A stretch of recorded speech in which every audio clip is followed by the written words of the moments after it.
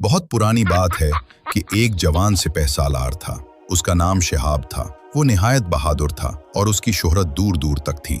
इसके पास एक निहायत खूबसूरत घोड़ी थी जिसका नाम बादे सबा था।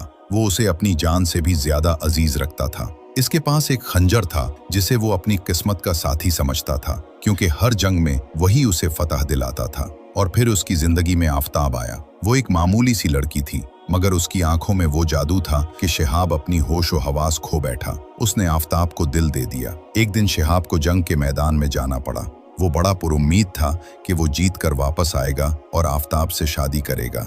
उसने अपनी घोड़ी बादे सबा को खूब संवारा, अपने खंजर को चमकाया और आफताब से वादा लिया कि वो उसका इंतजार करेगी। मैदान जंग में दुश्मन की फौज बहुत ज्यादा थी, मगर शिहाब की बहादुरी और उसके खंजर के करतबों के आगे दुश्मन के पैर उखड़ गए। वो फतह के करीब था कि एक गद्दार ने पीछे से वार किया और शिहाब जख्मी होकर गिर पड़ा। जब उसने आंखें खोली तो उसने खुद को एक अजनबी खेमे में पाया।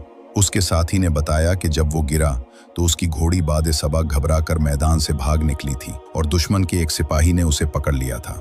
इसका खंजर भी गुम हो चुका था। जख्मी हालत में शिहाब ने हफ्तों बाद अपने गांव का रुख किया।